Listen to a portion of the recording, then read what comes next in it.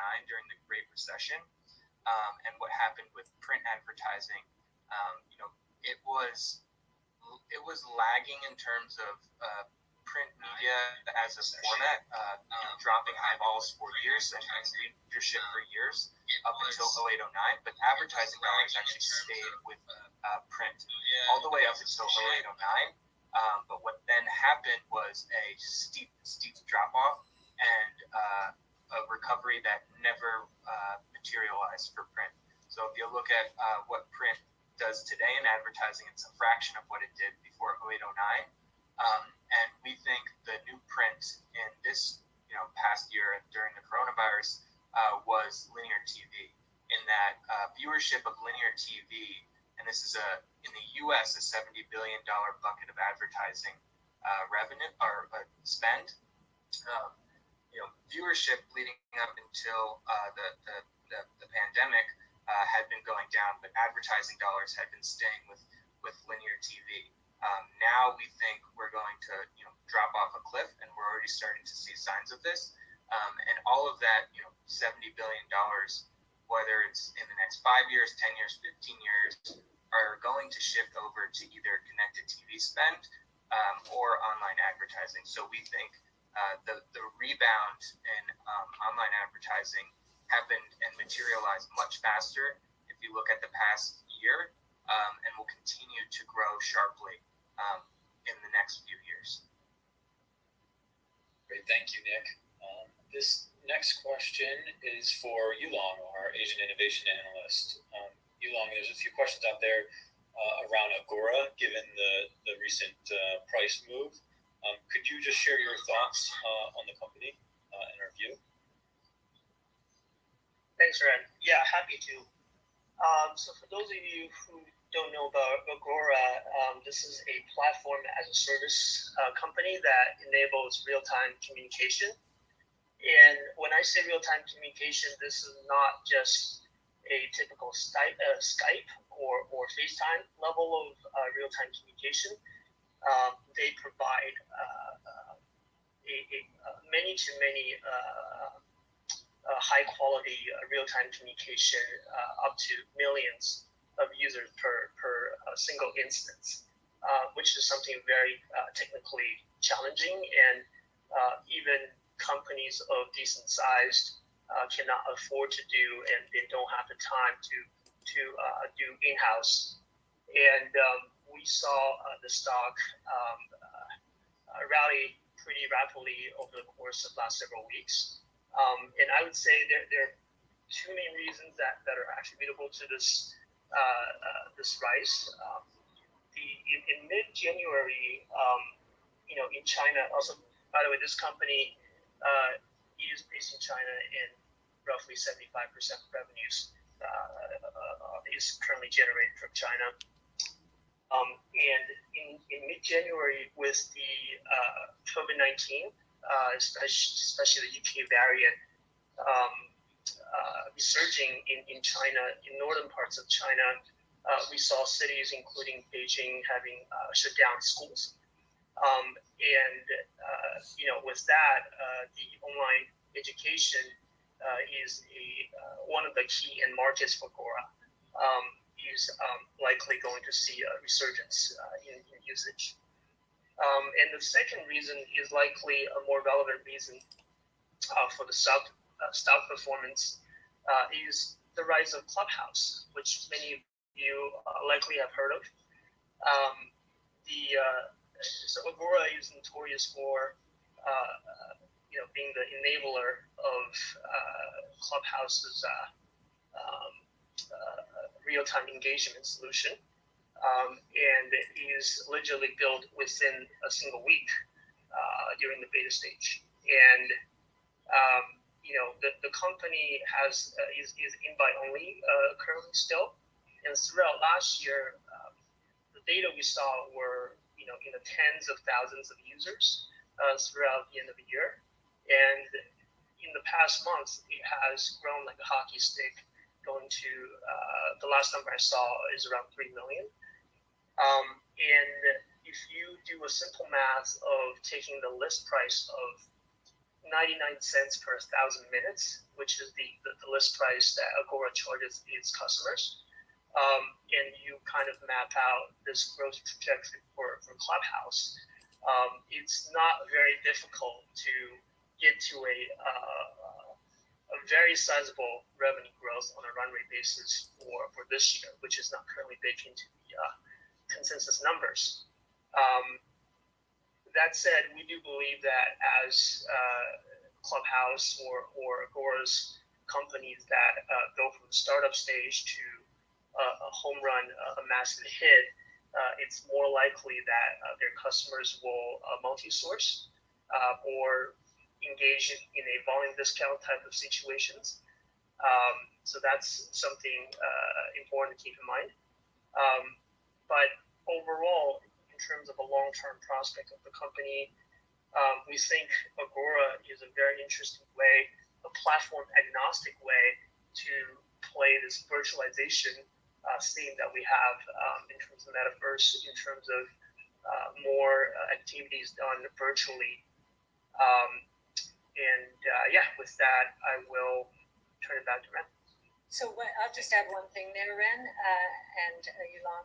It is really interesting to see the Chinese develop this platform technology more effectively, because Zoom is the same thing that was developed in China. So Zoom and Agora both, as we face these virtualization challenges and opportunities. So they definitely have some core DNA there to offer us. Cathie, you brought up a really good point. So both of the one interesting fact is both of the founders of Agora and Zoom came out of the founding team of WebEx. Yes, Zoom, a lot of their engineers are based in China. It's always been based here in Silicon Valley. And Agora initially was also founded and based in Silicon Valley. But they couldn't really find platforms that or customer startups that could use this real-time communication capabilities. Whereas in China, live streaming, online education, social commerce were really taking off. So over time, they had to take the team back to China and really service that parts of the world. So it's very interesting how the product market fit evolved, depending on what region of the world you're in and what kind of customer appetites you have. Great, thank you, Yulong. Okay, I have two questions related to genomics for genomics analyst Simon. Simon, what do you think the characteristics will be for a company to become kind of a big winner in the genomics revolution? Thanks, Ren. So I think I can point out a few things right off the bat that we think are important for companies broadly in the genomics space, many of which we think in whatever corner of the market they're in, whether it's instruments and tools or diagnostics or therapeutics, we think many of these companies are going to end up in a situation where they are kind of winner takes most. So a few things. I think the first one, importantly, is vertical integration, both upstream and downstream of DNA sequencing. So just to explain a little bit about what I mean here, genomic sequencing is the core platform that a lot of our genomics companies sit on top of. But in addition to that, it's really important that they're either thinking about integrating forward with the technology to deliver care better, such as telemedicine integration, genetic counseling, things like that, or even before that, right? So the supply side, the synthetic biology components, being able to kind of print your own DNA or refine it and be able to use that to improve how you run diagnostics or perform services or things like that. So vertical integration. We think increasingly it's becoming a service industry where patients and physicians are the customers. These are people who are constantly busy, and it's very difficult for them to stay up to date on new guidelines or recommendations. So the more that companies can alleviate that burden on their customers, the better. And then I think the final hallmark to point out here, and I think Cathie alluded to it earlier, is just an aggressive investment in research and development, right? So I think a mistake we think is considering R&D to just be kind of a thing that doesn't necessarily translate into new products or services or margin expansion, for instance. So we think that a lot of that investment does convert into those things over time. So we like to see companies aggressively investing in R&D to continue to increase market share and develop new products. Okay, one more for you, Simon. Could you share your thoughts on 23andMe? They recently announced that they will be going public via a SPAC. So could you share your thoughts? Sure. Yeah. So, with SPACs, there's obviously a little bit of opacity in there relative to a traditional IPO. I think there was a slide deck that was released on the announcement. So I would encourage folks to maybe go back and look. It seems like they're more heavily emphasizing the biotech and research and development kind of pharma contract work rather than their previous laser focus on direct to consumer genetics. So there is a little bit of a change, I think, versus previous times we've talked about the company. But maybe to just highlight a few significant challenges we think that are associated with 23andMe. First is that ostensibly their entire data repository and all of their clinical services are based on DNA microarrays or something called genotyping, which is multiple decades old type of technology that offers just a sliver of the information that DNA sequencing does. So now we have companies in the space that are already switching from short read to long read sequencing to continue to invest in innovation. So by comparison, 23andMe is an order of magnitude or two even removed backwards from cutting edge tech. So we think it's going to be extremely difficult to switch the entire workflow from microarrays to sequencing. In fact, Ancestry tried to do this, and I think within a year of switching from arrays to sequencing, they actually closed their health business. So we think that could be a potential harbinger of challenges ahead for 23andMe. And then maybe just a few last things to point out. As important as user interface, user experience, and differentiated methods to reach end consumers, as important as those things are in healthcare moving forward, we think that circumventing the medical community, removing clinicians from the equation, and not having the infrastructure to do things like genetic counseling, these are all pretty significant weaknesses that we think 23andMe unfortunately is in a position of, whereas you have other companies that have already sort of mastered that arbitrage. So amongst a lot of different factors, we think there's a lot of significant challenges and obstacles that the company will have to overcome, which is to be a significant player in the testing space moving forward. Thank you, Simon. Okay, we have time for maybe two more questions. These next two are macro related. So Cathie, I'll direct these to you, and I'll try to combine a few of these here. So what are your thoughts on the Fed's high inflation target? Is there already evidence that inflation is on the rise? And is maybe the government considering the wrong indicators for inflation? So multi-part question there. If you could share your thoughts. For sure. So on inflation, what the Fed is starting to flag is we are going to see an inflation increase. Estimates out there for year-over-year CPI inflation by April, May, June range from 2.5% to 4%. And the Fed has been careful to highlight this as a function of the base effect of the coronavirus. So last year, March, April, commodity prices and many other prices just dropped precipitously. So now we're going to be cycling against those comparisons, having recovered. So they will not be surprised by this, and they will probably hold investors' hands through this.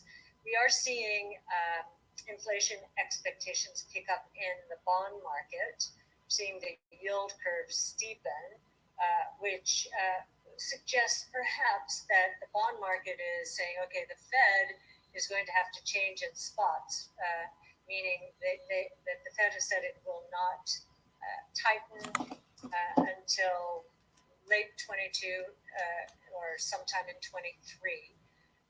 But the market's beginning to say, wait a minute, the Fed is going to face these inflation numbers and they'll have to respond.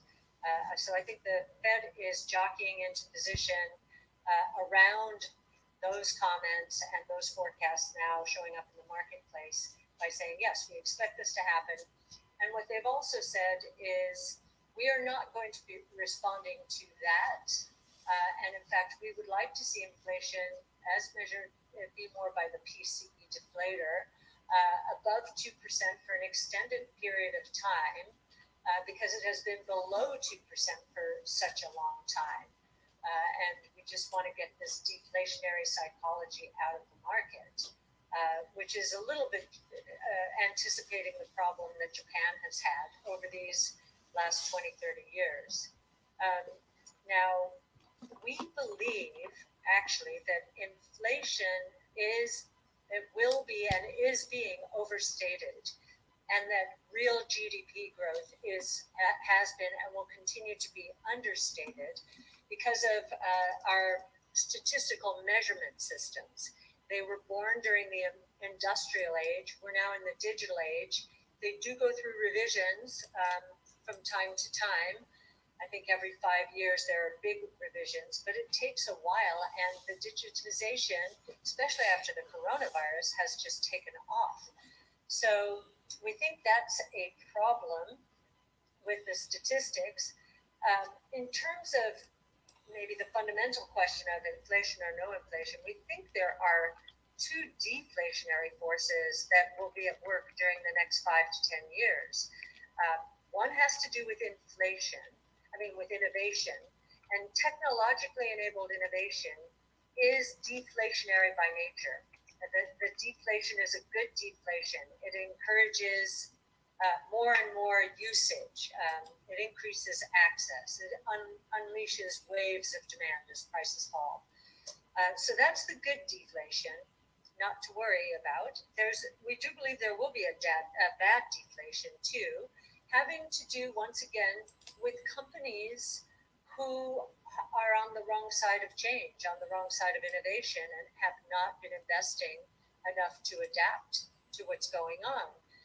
And many of those companies, as I described in the introduction, have been leveraging up for years to please short-term oriented shareholders with share repurchases that boost earnings growth beyond the level that the fundamental business is able to support.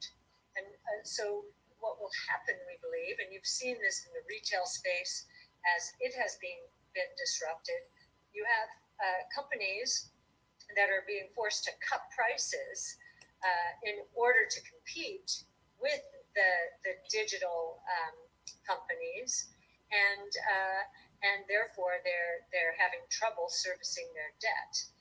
So that's a bad deflation. We don't think that's going to become systemic, and we do think that the good deflation is going to win the day. But that the bad deflation will be problematic for companies, and certain companies. So again, just do your homework and avoid those companies. Okay, great. Thank you, Cathie. And that will conclude our webinar. Thank you to everyone who joined today's webinar. And thank you to the ARC team. A replay of this webinar will be posted to arc-invest.com by the end of the week. So thanks again, and enjoy the rest of your day.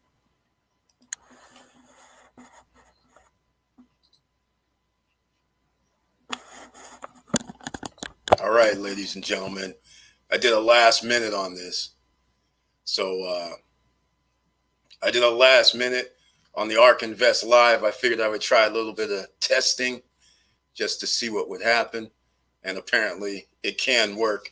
So from now on, I might have these last minute postings of some live streams from financial advisors and some funds. So this isn't any normal live stream or any production I normally do.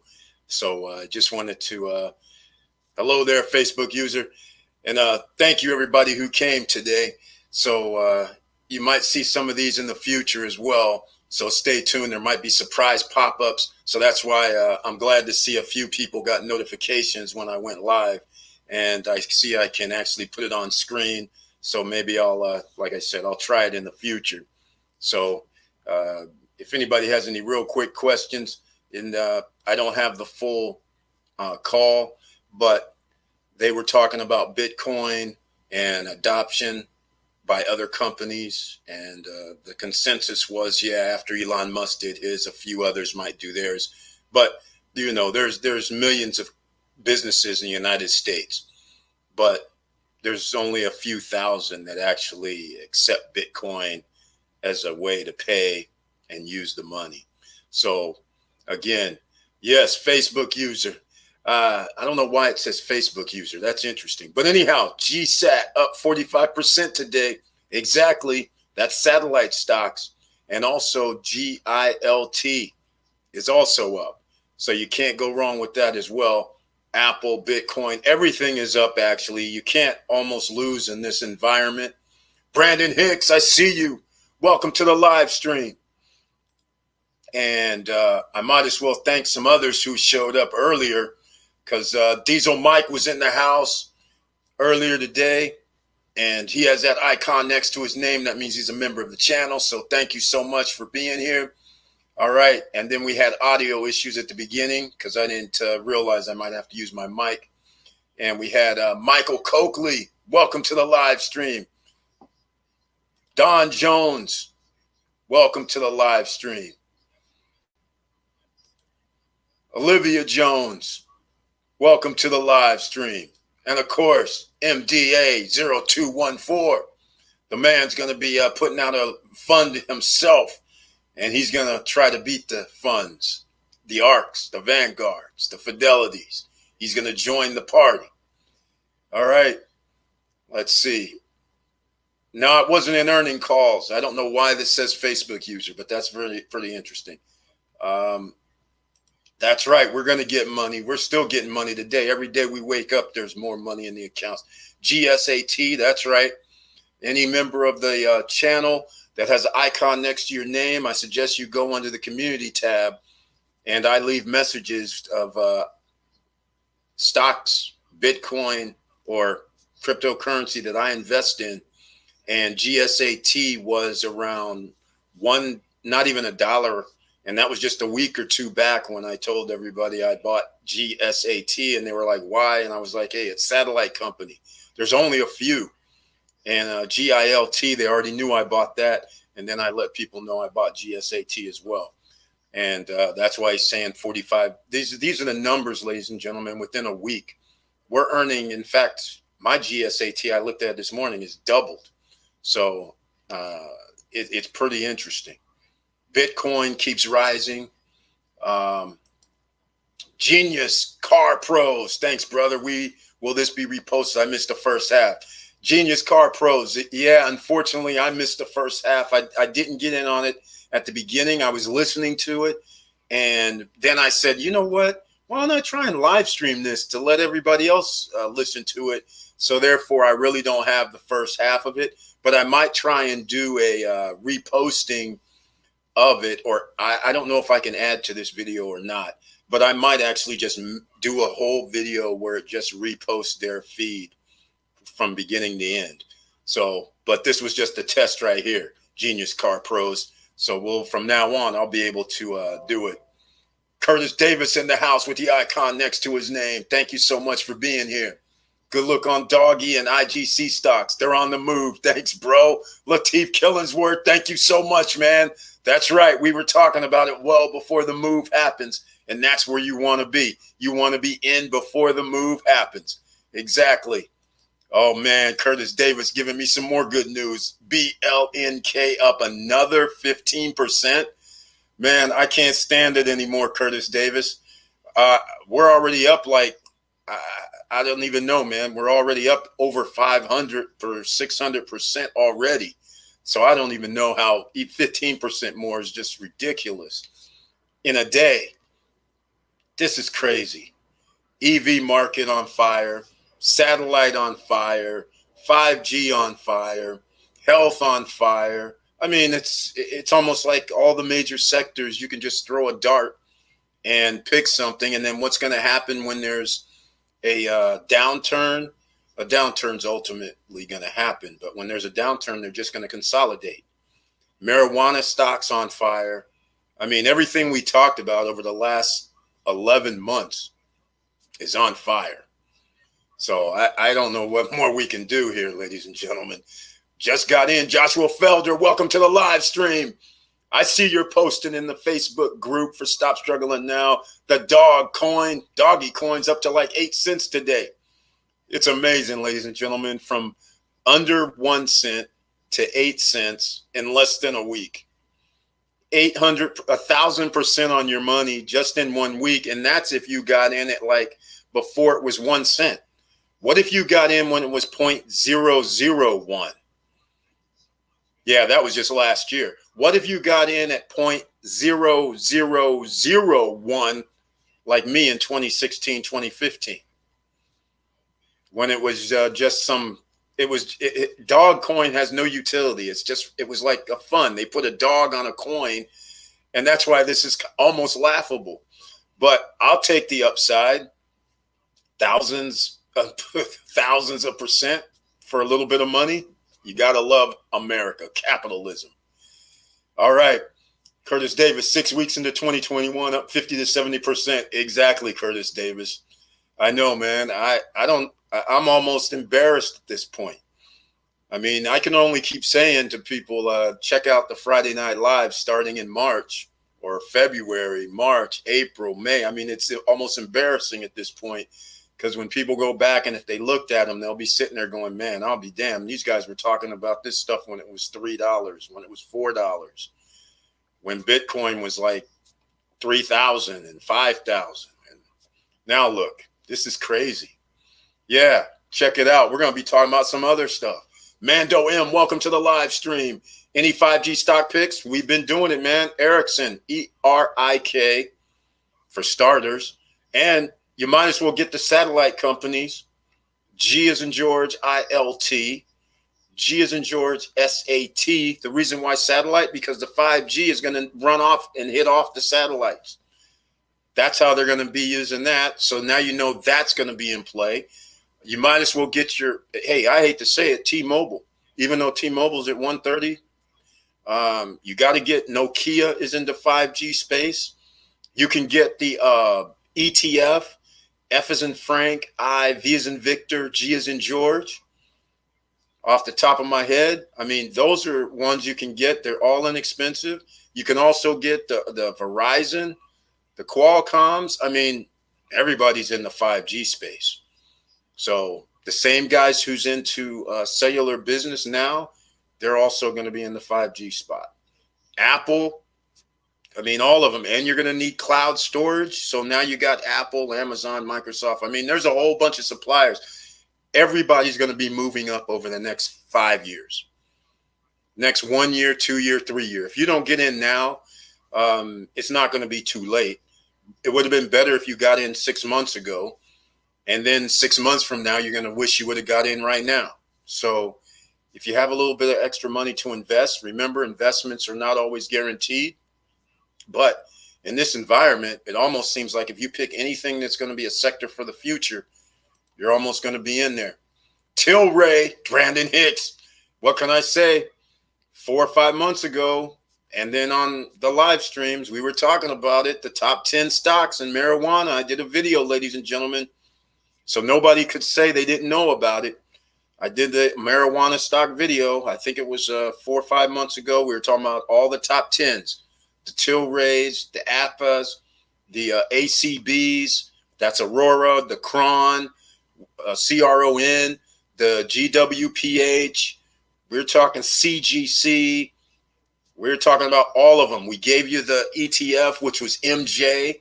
So the ETF on MJ and the ETF YOLO, YOLO, gave all that. And then on Friday Night Lives, we've been talking about marijuana stocks for the last 5 months, last 4 months. Once again, no excuses, ladies and gentlemen. Everybody can be in on this ride. Thank you for bringing that up, Brandon Hicks. Exactly. It's been a monster. And Tilray and Alpha, they were under $10 at the time. They were like $5, $6, $7 at the time. Then Tilray and Alpha merged. And now look, they're in double digits. Here we go. Curtis Davis put some in. Yeah, how can I forget? AKTS. I keep forgetting about that. Yeah, see, he's got Verizon, which is VZ, AMT, and then Nokia. And then you have to, if you're going to do 5G plays, then you got to start thinking about semiconductors. TSEM, as in Mary, because not only are semiconductors going to be needed for 5G and satellites and autonomous driving and artificial intelligence, just for starters, obviously, you got to get yourself TSEM. You got to get some semiconductor companies. All right. Those are going to move up as well. TTMI. All right. Here we go. I guess we'll make this a little bit longer on a Tuesday afternoon. Surprise live stream. Oh, yeah. MIVS Microvision. VFF. That's right. Another. We mentioned. Thank you, Curtis Davis, for the marijuana stock. Microvision, MVIS, and he mentioned VFF. That's another marijuana stock and Microvision. Microvision is not marijuana stock, but you want Microvision. Again, they were, we talked about MVIS when they were like $9, $8, something like that. You would have doubled your money already, ladies and gentlemen. So again, you never know where great information can be found. So that's why you always have to look for different sources of information. Everybody thinks they're going to watch CNBC. Well, they're Johnny come lately. They think they're going to watch Bloomberg. They think they're going to watch whoever you're going to watch. But little do you know, sometimes there's companies that go through the cracks and other people have a different investment idea. So that's why it's always a good idea to listen to everybody and then make a calculated decision based on the different streams of information you receive. Yeah, thank you so much for that, Curtis Davis. So anyhow, ladies and gentlemen, this is a Tuesday afternoon surprise live stream because ARK Invest with Cathie Woods was on a call this afternoon, and I tried to just put in this little live stream to see if I could actually do it. And so from now on, I might add some live streams for some earnings calls, for some meetings that some of the big time people have in the investment community, and let you guys listen to them. Because you can gather up a wealth of information and their perspectives, like the perspective, like I said, of the Bitcoin. I don't like Bitcoin at 40-some thousand. I mean, it's up there. I mean, but, you know, when we got in and you're in at 3,000 and you're in at 5 and you're in at 9 and you're in at 10 and you're in at 12 and you're in at 15. And, I mean, this is 4, 5, 6 times your money in less than 6 months. I mean, it kind of starts getting in the nosebleed section and you're thinking, should I invest even some more right now? I mean, is it really going to go up from 40 to 50, from 50 to 60? I mean, that's hard to fathom, but it could happen. Do you believe? Nice e-sport idea, GMBL. Thank you so much, Curtis Davis, throwing in some new mix into it. We're going to have to leave this for tomorrow night's call. I'm not going to do anything like we normally do on the live feeds on Friday night and go looking at every stock, but GMBL looks like a gamble. And that also means DraftKings, DKNG. That also means GNOG, GNOC. So if you gamble, that's how we do it. All right. Thanks, Eric. Millionaire thinking. Exactly. That's right. You got to listen to the millionaires as well. That's right. And here we go. I missed this one. Lateef Killingsworth, top 10 cannabis stocks. Great tippy. That's right. Just look those up. And in fact, go to etfdb.com. They kind of changed how they did things. You used to be able to look up the top 10 holdings relatively easy using their tools. And so you looked up MJ and YOLO and looked who they carry for their top 10 stocks, and you'll see something very interesting. And that's who you probably should be investing in, the top 10s. Don't go for the little ones, because the top 10s will merge and the top 10s will also buy the smaller companies. So you have a win-win, and then they combine together. So just like what happened with Tilray and AFA. All right. So, and the funny thing is, we were talking about these top 10s and why they're going to merge about 3 weeks before Tilray and AFA merged. This is business, ladies and gentlemen. This isn't rocket science. If you and 5 other companies are the top 5 companies, you do realize, as a capitalist society, when you go to your meetings, because it's the cannabis industry and you guys are all at a meeting, 1 or 2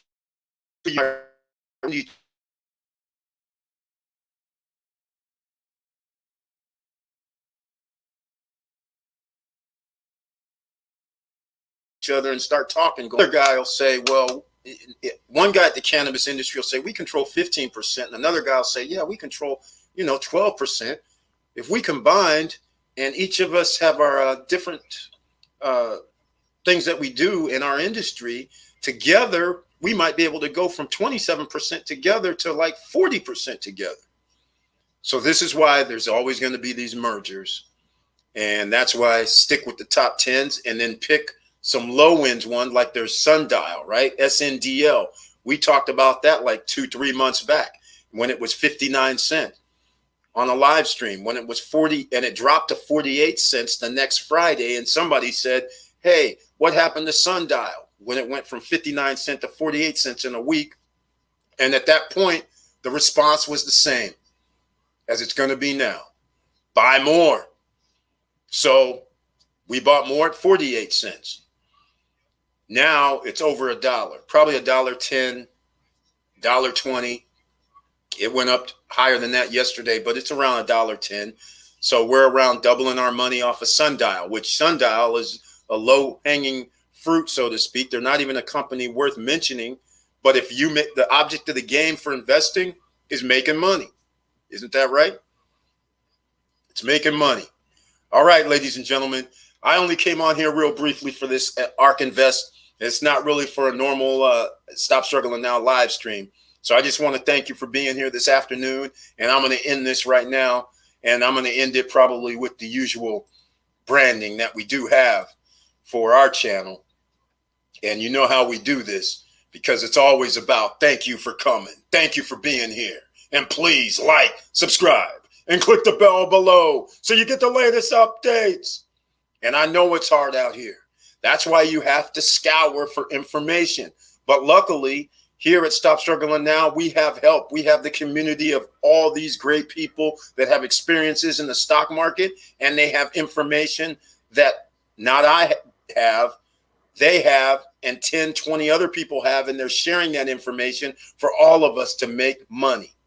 So you should be here on Wednesday nights, members only, Friday nights live, open to everybody that can chat.